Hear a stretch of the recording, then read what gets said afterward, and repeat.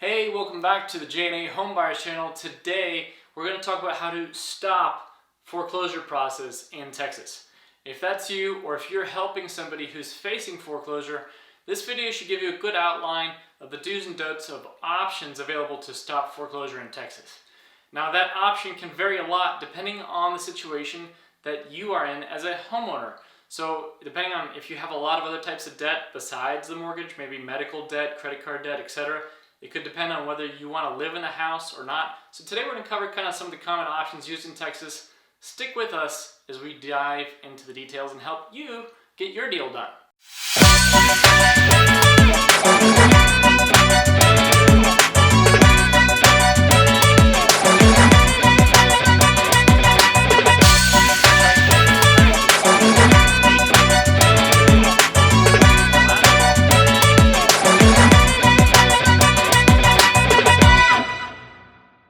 Welcome back. We're going to cover today a few things. One of them we're going to cover is bankruptcy. Keep in mind, we're in home investors. I'm a realtor myself. We're not attorneys. So if you have deep dive questions on bankruptcy, attorneys are great people to talk to. If you don't know an attorney here in Texas, let us know. We can help you get in touch with one. But today we're going to talk about bankruptcy because bankruptcy is a great option to stop foreclosure from happening. So if you're facing foreclosure imminently, this could be an option for you to choose or to look forward. So, a couple things. First of all, bankruptcy is not a get out of jail free card. I love Monopoly, I love the pass go, collect $200 and all that stuff, but it doesn't erase certain types of debt. It will erase some types, but not other types. Mortgages are one of those. Other things are things like taxes or child support. Those debts are not erased. You must pay those back even if you go through bankruptcy. So, one option is called Chapter 7. And in Chapter 7 bankruptcy, you'll have essentially a couple months, but then you have to sell that property, and then within about 3 to 5 months that needs to be sold.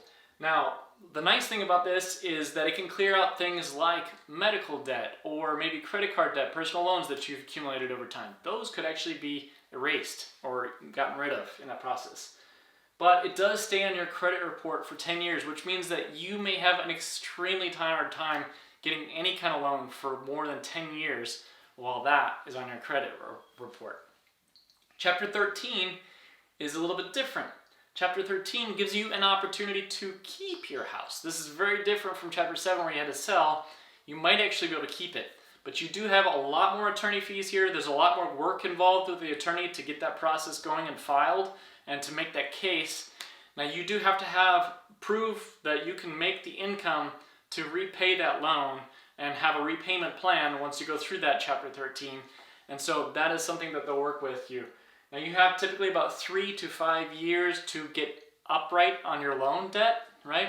And you can't miss any payments in that process. If you do miss any of those payments, you could default back to a Chapter 7, which would really stink because you just paid a lot of money in attorney fees in order to be able to get this Chapter 13. And now it defaults back to Chapter 7. You end up losing your house. Not a good situation to be in. So be very, very committed to following through with this restructured plan if you do go that Chapter 13 bankruptcy route. Now this will stay on your credit report for 7 years. It's a little bit less than the alternative there of bankruptcy. Now if you want options that don't impact your credit report, that's where we're going to dive into next here. We could look at things like loan modification, and this is what I would recommend everybody do first, because this is the first line of options, the easiest one for you to do. I know, I'm an investor, I'm a realtor. I shouldn't be saying this, but you should always call your bank. When you're facing challenges in making payments, call your bank and ask them, is there any kind of option for me to modify my loan? And depending on the type of loan you got, that may be an option. They may be able to change the interest rate. They may be able to change the term or the time that that loan is, therefore allowing you to have maybe a smaller payment that makes it doable for you. You have to ask them. Ultimately, they can answer the details of that, but that can be a great option.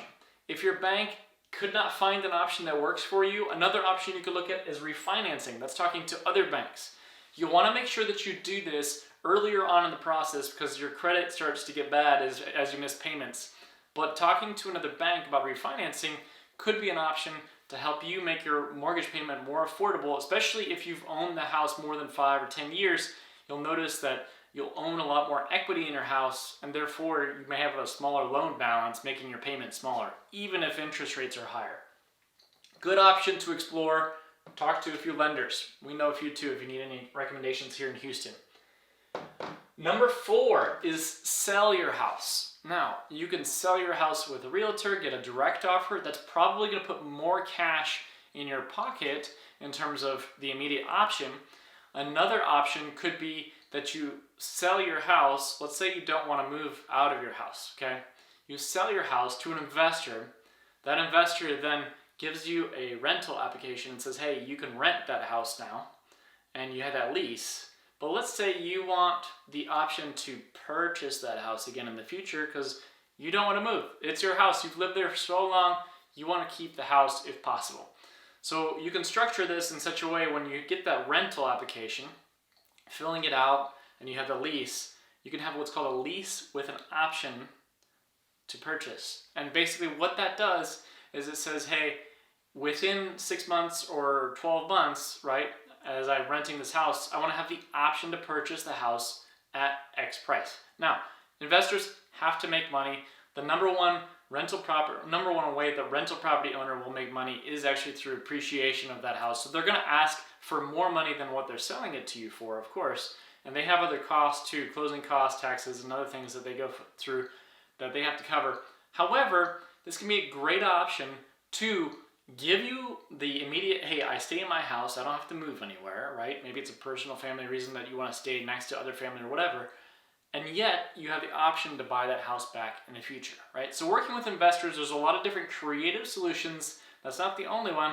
A lot of creative solutions that you can use to help you out of a bind quickly, right? Investors can often close quickly. When it's talk about 7 days of a transaction, if that's the time frame that you're in, you need to move really fast because they got to be able to help you close, fund, and get that deal done before the auction happens in foreclosure. J&A Home Buyers is a local to Houston, Texas company.